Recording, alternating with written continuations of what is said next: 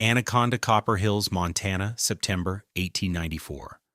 The air, already sharp with the coming autumn, carried the acrid tang of the smelter stack and the clean scent of pine. On the slopes around the burgeoning mine, the sound of progress was the rhythmic thud of an axe and the whine of a saw. Men were building against the winter to come, raising log cabins with tight dovetail joints and stout foundations. All except for one man. Mircea Constantin was not building up. He was building across. At the head of Lost Creek Draw, where a fissure in a limestone outcrop created a dark, uninviting mouth, he labored not with logs, but with stone. He hauled fieldstone on a crude sledge, one rock at a time, from the scree field a quarter-mile below. He mixed mortar in a wooden trough, his hands chapped and gray. And he was laying a wall, thick and deliberate, sealing the entrance to the cave. The other homesteaders, men who understood the unforgiving geometry of a Montana winter, would stop on their way to check their claims and watch him. Silas Croft, a carpenter whose cabins were considered the tightest on the hill, shook his head daily. "It's madness, Jeb," he said to Jebediah Stone, a mason who was helping him notch logs. "The man's building a tomb, not a home. That rock will sweat ice from November till May." Jeb spat a stream of tobacco juice. "Worse, he's building on land he can't hold. That's a natural feature. He's not improving the plot. He's just blocking a hole." The most authoritative criticism came from Henry Yancey, the Anaconda mine claim auditor. Yancey was a man of ledgers and legal lines, whose job it was to distinguish legitimate homesteads from speculative squatting. He rode out one afternoon and watched Mircea fit a heavy gray stone into place. "Constantin," Yancey said, his voice carrying the weight of the company, "I feel it is my duty to inform you that what you are doing is likely claim trespass. Any improvement on a natural karst feature can be interpreted as an attempt to leverage a mineral entrance. The company's survey will almost certainly void your homestead bond." Mircea paused, wiping sweat from his brow with the back of a dusty forearm. He looked at the auditor, then at the half-finished wall. "Is whole," he said, his English thick with the cadence of his native Romania. "I make wall, make home." Yancey sighed, a puff of condescension. "It's your bond to lose." He turned his horse. To the men gathered, he spoke loud enough for Mircea to hear. "The man is foolish. He'll lose his land, and his family will freeze for his trouble." The consensus was sealed. Mircea Constantin, the quiet man from the old country, was building a stone-plugged icebox, a monument to his own ignorance. What did this Romanian earthhouse digger understand about geothermal physics that these experienced, competent frontier builders, men who had survived a dozen brutal winters, had so completely missed? Stick with us, and I promise you will learn the simple yet profound principle of geothermal anchoring, a technique that can keep a space at a stable, livable temperature even when the world outside is 40 degrees below zero. If you've ever wondered how ancient peoples survived extreme climates, hit that subscribe button and tell us in the comments, what's the most unconventional but effective shelter you've ever seen? Mircea Constantin was not a carpenter. He was not a logger, a miner, or a farmer. He had never framed a roof or dovetailed a corner joint in his life. Back in the Banat region of Wallachia, he was a bordei supator, an earthhouse digger. His hands were not familiar with the grain of pine, but with the cool, damp weight of packed clay, the gritty texture of low soil, the sharp edges of subterranean limestone. His trade was not one of conquest over the landscape, but of conversation with it. He knew the language of the ground, how deep the frost penetrated, where the water table sat, and most importantly, the secret the deep earth held, a steady, unwavering temperature, a constant cellar cool that ignored the scorching summers and brutal winters of the surface. He and his wife Elena and their two small children, Stefan and Anna, had come to Montana with the promise of a homestead, a piece of land to call their own. They spent their first winter, the winter of 1893, in a standard-issue bunkhouse provided by the mining company. It was a single-walled cabin of rough-sawn pine, a structure considered adequate by frontier standards. For the Constantin family, it was a torture chamber of cold. Mircea had never known such a relentless, invasive chill. The cold in the Carpathian Mountains was a sharp, clean thing, a force you could shield against. This Montana cold was a presence. It seeped through the walls, radiated from the single-pane windows, and poured down the chimney when the fire died. The memory of that winter was not a single narrative, but a series of sharp, sensory snapshots. He remembered waking to find the cast-iron skillet frozen fast to the top of the cold stove, a thin film of condensation having welded it solid. He remembered Elena trying to pour coffee from the pot an hour and a half after brewing it, only to find a thick crust of brown ice had formed on the surface. Most vividly, he remembered his son Stefan's woolen gloves.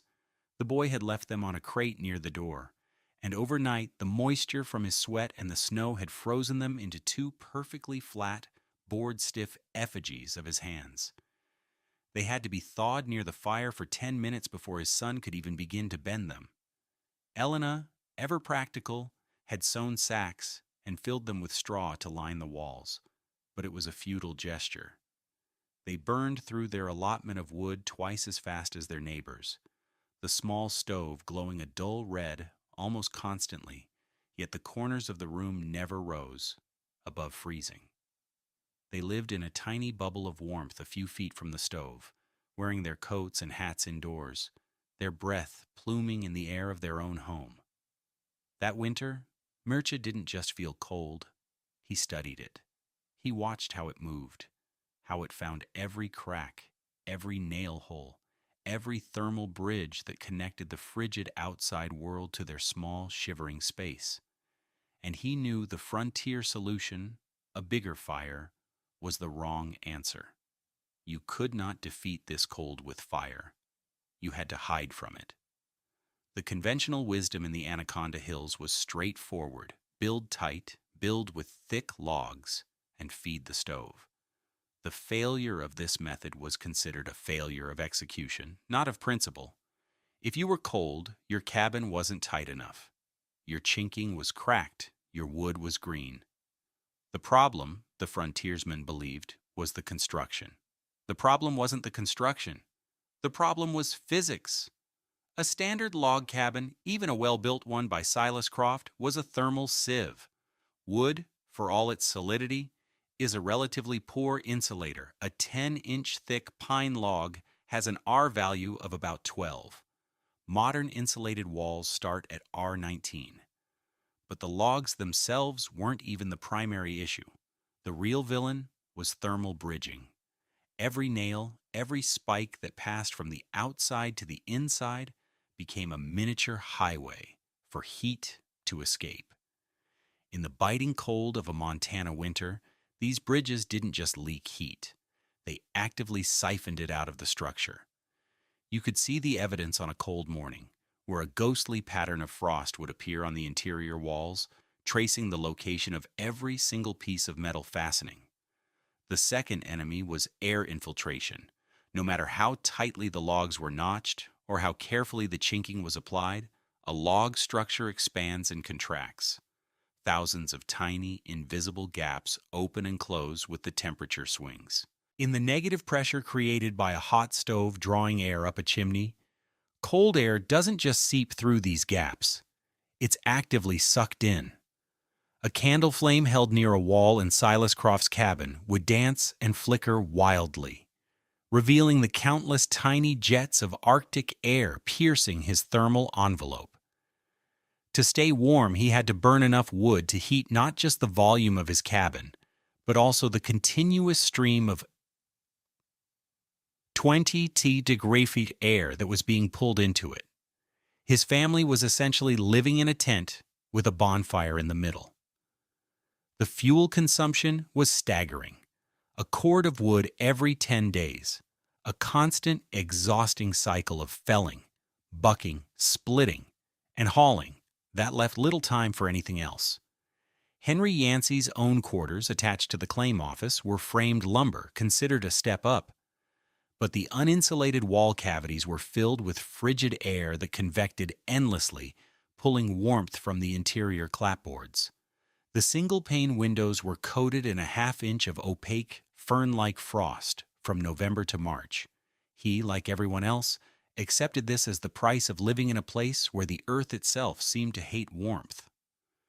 They saw the problem as a battle to be won with brute force, more logs, a bigger fire, a thicker coat. They were fighting a war on the wrong front. In the late summer, while other men were chinking their walls for the coming winter, Mircea began his own preparations. He didn't look for logs. He walked the draws and ravines, his eyes not on the trees, but on the rock formations. He was looking for a specific type of limestone, one that signaled the presence of deep, dry caves. In the head of Lost Creek Draw, tucked behind a screen of scrub juniper, he found it. A dark opening, about 8 feet high and 10 feet wide, leading back into the hill. He lit a pine knot torch and ventured inside. The air grew still and cool, the smell of damp earth and stone replacing the scent of pine.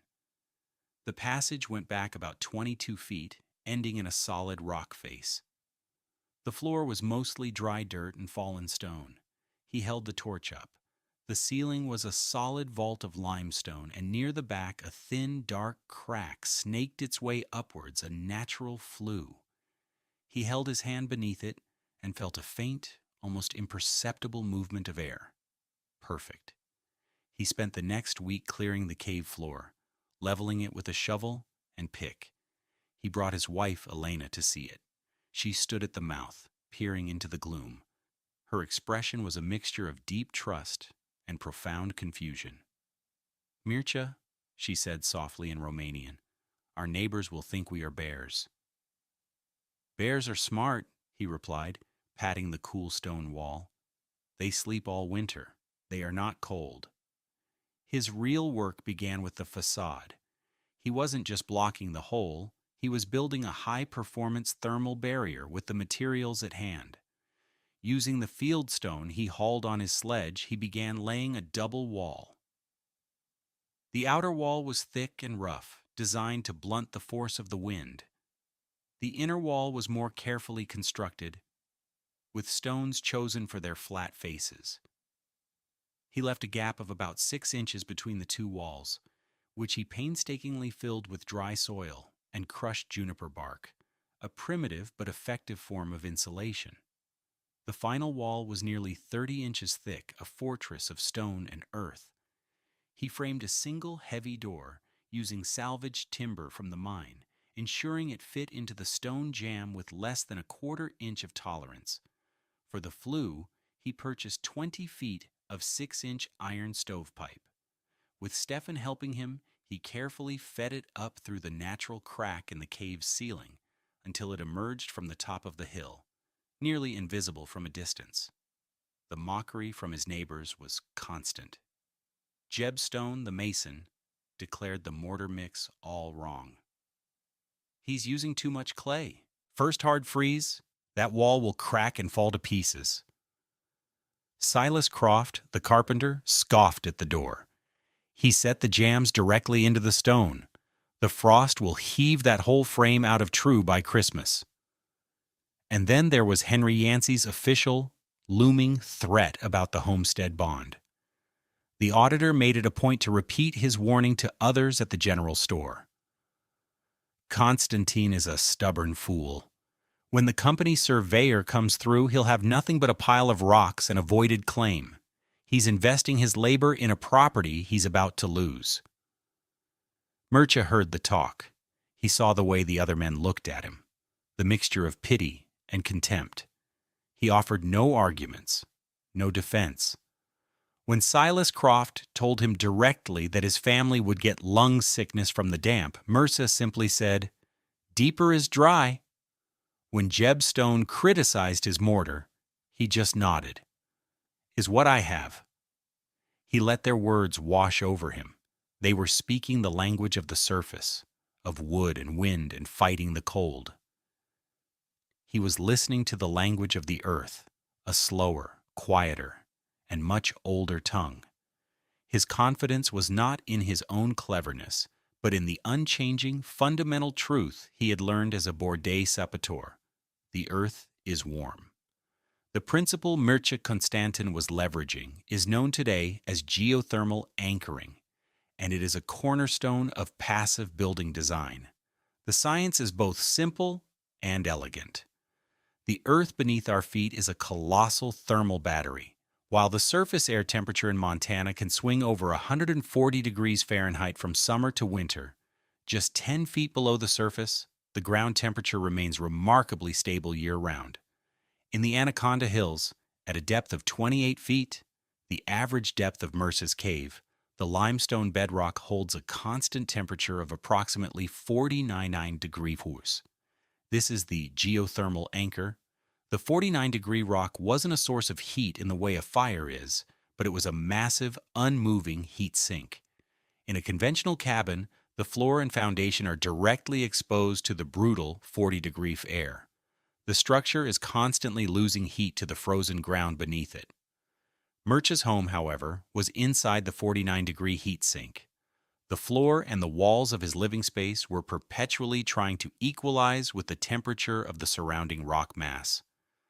The limestone was constantly, passively warming his home to 49-degree hour day and night, whether the stove was lit or not. The 30-inch thick fieldstone facade was the second critical component. Its job was to prevent this stable interior environment from being contaminated by the chaos of the outside world. Its immense thermal mass, the ability of a material to store heat, meant that it took many hours for a change in the outside temperature to migrate through the stone. More importantly, it was an almost perfect air seal. With the heavy door closed, the uncontrolled air infiltration that plagued the log cabins was reduced to virtually zero. With the cabin anchored at a baseline of 49 degrees Celsius, the amount of additional energy needed to make it comfortable was shockingly small. A grown human at rest radiates about 330 British thermal units, BTUs, per hour, roughly the same as a 100-watt light bulb. 4 people, simply existing in the sealed space, were contributing over 1,300 BTUs per hour. The small cast-iron stove, burning just a few pieces of wood at a time, didn't need to fight a 40-degree hour gale. It only needed to raise a calm, stable 49-degree environment by another 20 degrees. The result was a home that could maintain a comfortable 65 to 70 degree hours interior, using less than a fifth of the firewood of a conventional cabin. Mircea had eliminated the thermal bridges and sealed the envelope. He had stopped fighting the winter and had instead partnered with the mountain. That November, the winter arrived not as a gradual decline, but as a sudden, brutal assault. An atmospheric phenomenon the old-timers called an anaconda cold dome settled over the region. For 16 consecutive days, the temperature never rose above 34 degrees. A thick, metallic-tasting smog from the smelter stacks, trapped by the temperature inversion, filled the canyons and draws, pooling so densely that men claimed they could tell time by holding their pocket watch up to the ambient gray light at noon. The sun was a pale, distant disk that never managed to cast a shadow on the canyon floor. For the settlers in their log cabins, it was a state of siege. The world shrank to the few feet around their stoves. The battle against the cold was relentless. Every surface was icy to the touch. Water buckets left more than 5 feet from the fire would skin over with ice in minutes. The constant, high-intensity burning of the stoves coated the inside of the cabins with a fine layer of soot and filled the air with a choking haze. Silas Croft's youngest daughter developed a hacking cough that wouldn't go away. Jeb Stone's wife scalded her hand when a kettle of boiling water moved momentarily off the direct heat, flash froze to the stovetop and tipped over when she tried to lift it. They were surviving, but just barely, burning through their precious wood piles at an alarming rate, their bodies racked with exhaustion and cold-induced aches. Inside the mountain, the Constantin family lived in a different world. The thick stone facade was covered in a layer of wind-driven snow, adding even more insulation. The only sign of their existence was the thin plume of smoke rising from the iron flue pipe on the hill above.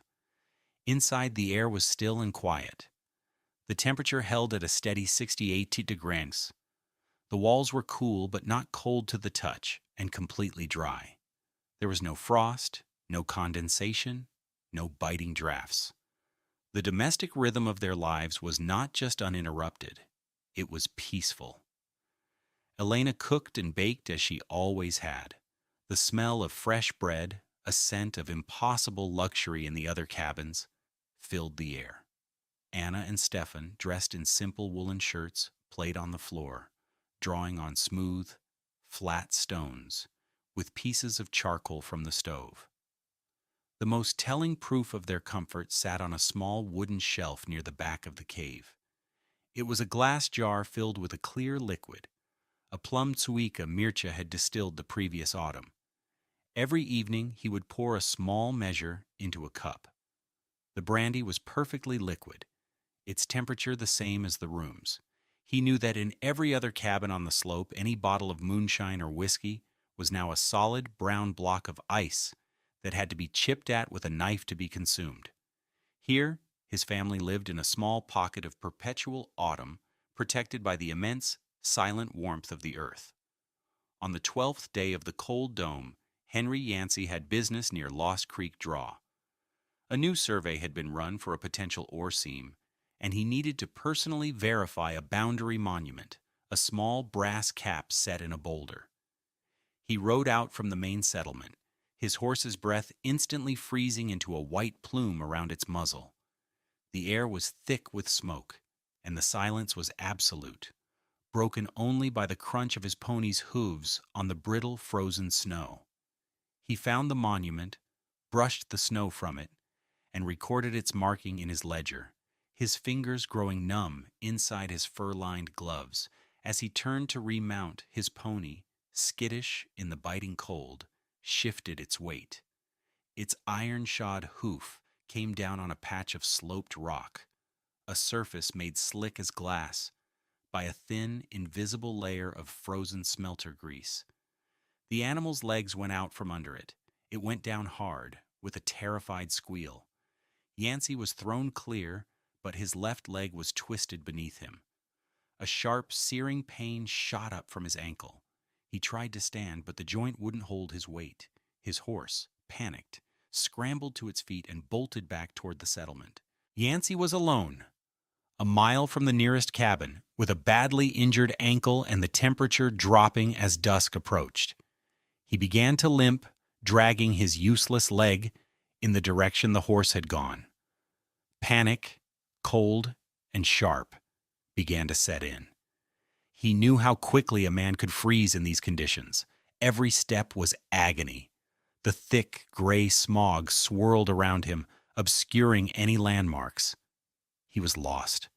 After what felt like an eternity, a faint yellow light pricked the gloom ahead. It was a lantern glow, impossibly close. Hope surged through him. He stumbled toward it, crashing through the undergrowth until he found himself standing before a wall of stone, set into the hillside. Constantin's place. He half-limped, half-crawled the last few feet to the heavy timber door.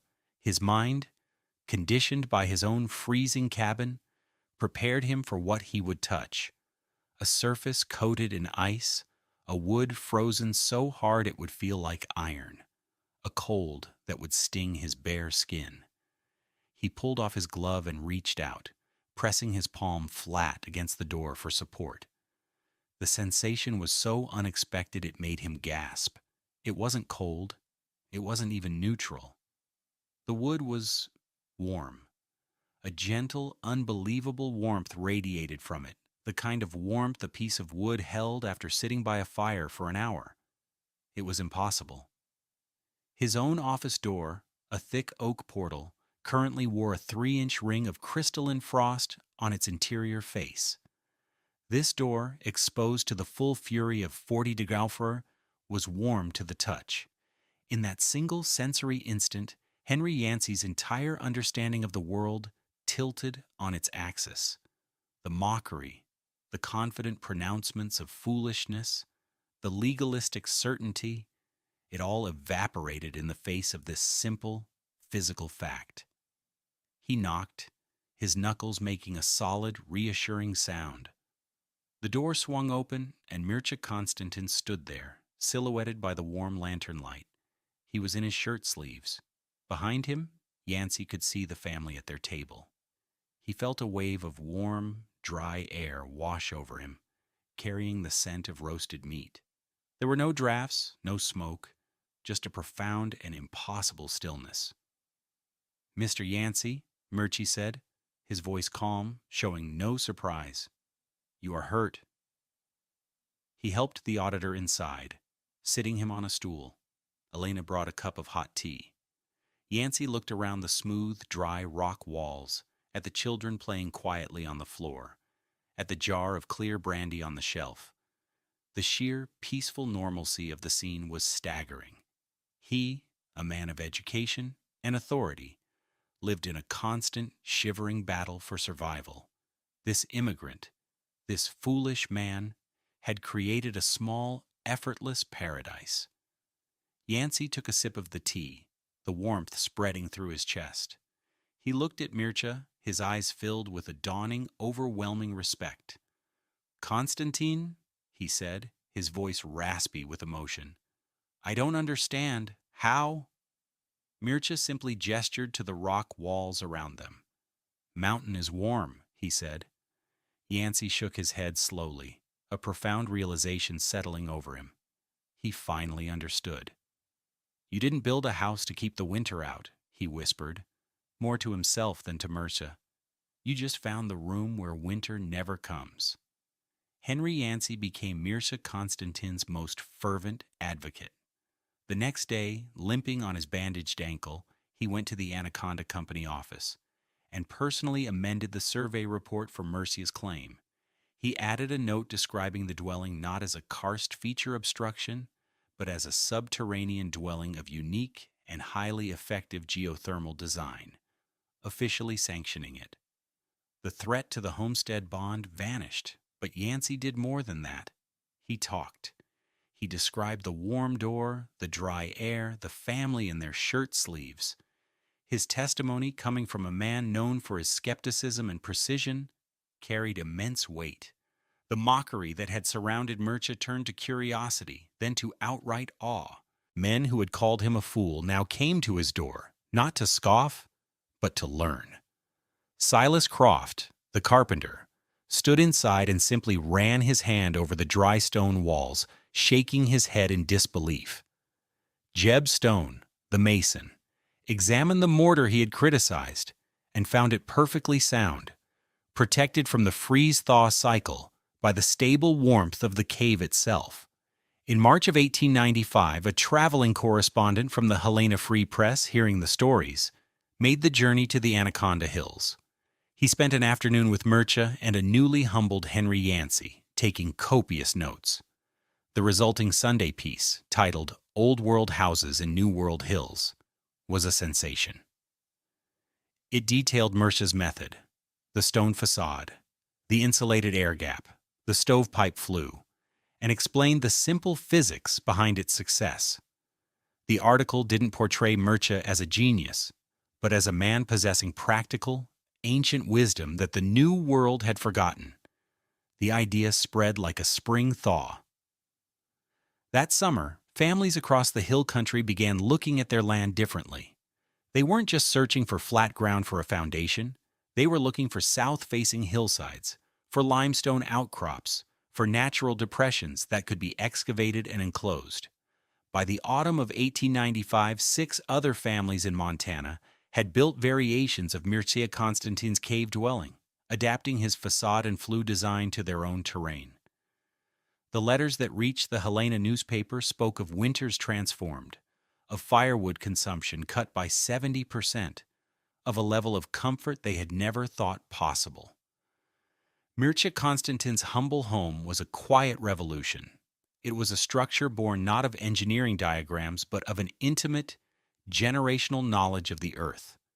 His design, using thermal mass, air sealing, and geothermal anchoring, anticipated the core principles of modern passive house construction by nearly a century. Today, architects and builders use advanced materials and computer modeling to achieve what Mircea did with fieldstone, dirt, and an intuitive understanding of the planet's thermal stability. His cave home stands as a testament to the idea that the most elegant solutions are often the simplest, relying not on complex technology, but on working with nature rather than against it. The story of Mircea Constantin is about more than just a clever way to stay warm. It is a story about two different ways of seeing the world. The American frontier ethos, for all its strengths, was often one of conquest. A forest was timber to be harvested. A river was power to be harnessed. A mountain was rock to be mined. The brutal winter was an enemy to be fought and defeated with a bigger axe and a hotter fire. The landscape was an adversary. Mircea, hailing from a much older culture, did not see an adversary, he saw a partner. His tradition had taught him that the earth was not a thing to be conquered, but a vast and complex system to be understood. He didn't build a fortress against the cold. He asked the mountain if it had a room that was already warm. His genius lay not in force, but in observation. He listened to the quiet language of the land and heard it offer him shelter. In a world of men who shouted at the wilderness, he was the man who chose to listen to its whisper. If you found this story of ingenuity and forgotten wisdom valuable, please consider liking this video and subscribing to our channel for more tales of practical history. We believe the past holds powerful lessons for the present, and your support helps us bring them to light. This video presents a historically inspired reconstruction for educational and storytelling purposes. The characters, names, and specific events depicted are fictional, but the building techniques and scientific principles are based on real historical practices of earth-sheltered dwellings. The application of any building technique today should be done in accordance with modern building codes, safety guidelines, and professional consultation. This content does not constitute professional, technical, or legal advice.